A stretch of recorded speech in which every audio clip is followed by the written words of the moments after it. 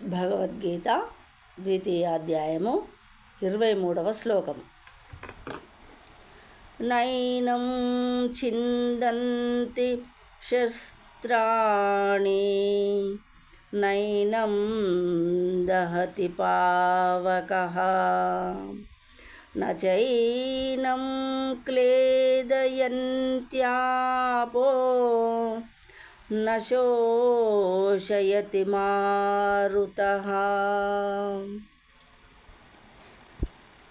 ఏనం ఈ ఆత్మను నా ఛిందంతి ఛేదింపజాలవు శస్త్రాణి ఆయుధములు ఏనం ఈ ఆత్మను న దహతి దహింపదు పావకః అగ్ని ఏనం ఈ ఆత్మను నచ క్లేదయంతి తడుపజాలదు ఆపహ నీరు న శోషయతి ఏడింపజాలదు మారుతః వాయువు.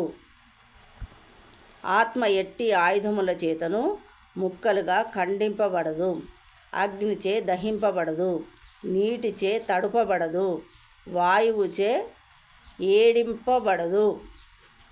భాష్యము.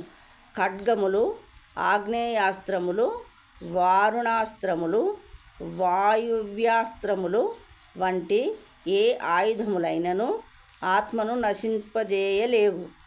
ఆధునికములైన అగ్ని అస్త్రములే కాకుండా భూమి, జలము, వాయువు, ఆకాశములతో తయారు చేయబడిన అస్త్రములు కూడా అనేకములు గలవని తెలియుచున్నది. ఈనాటి అణ్వస్త్రములు కూడా ఆగ్నేయాస్త్రముల కోవకే చెందినవి. కానీ పూర్వము అన్ని రకములైన పంచభూతములతో అస్త్రములు చేయబడి ఉండడివి. ఆగ్నేయాస్త్రములను వారుణాస్త్రములతో శాంతింపజేయుట వంటి ఆనాటి పద్ధతులు నేటి ఆధునిక విజ్ఞాన శాస్త్రమునకు తెలియవు. అంతేకాకుండా ఆధునిక శాస్త్రజ్ఞులకు వాయవ్యాస్త్రముల గూర్చి ఎట్టి జ్ఞానమును లేదు. ఏది ఏమైనను ఎన్ని ఆయుధములను ఉపయోగించినను అవి ఎంతటి వైజ్ఞానికములైనను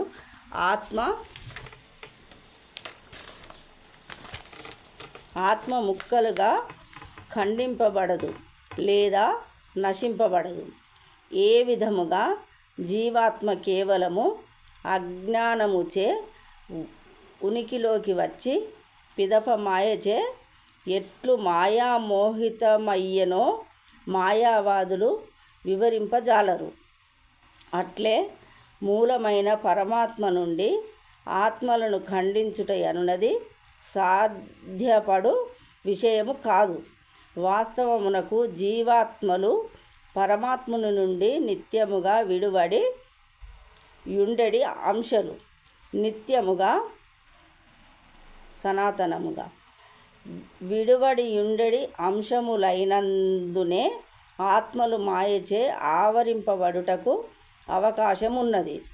అగ్ని కణములు అగ్ని గుణమునే కలిగియున్నను అగ్ని నుండి విడువడినంతనే చల్లారిపోవు స్వభావమును కలిగి ఉన్నట్లు భగవానుని సాహచర్యము నుండి ఆ విధముగా ఆత్మలు విడువడగలవు. జీవులు శ్రీకృష్ణ భగవానుని నుండి విడువడి ఉన్న అంశలుగా విభిన్నాంశలుగా వరాహ పురాణమునందు వర్ణింపబడినది. భగవద్గీతను అనుసరించి కూడా అవి శాశ్వతముగా అట్లే నిలిచియుండును.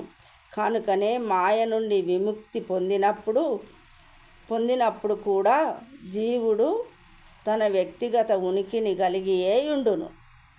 ఈ విషయమే అర్జునునకు భగవానుడు చేసిన ఉపదేశము ద్వారా విదితమగుచున్నది. శ్రీకృష్ణుని ద్వారా గ్రహించిన జ్ఞానము చేత అర్జునుడు విముక్తుడయ్యను. అంతేకాని అతడు శ్రీకృష్ణునితో ఎన్నడూను ఏకము కాలేదు. జై శ్రీకృష్ణ.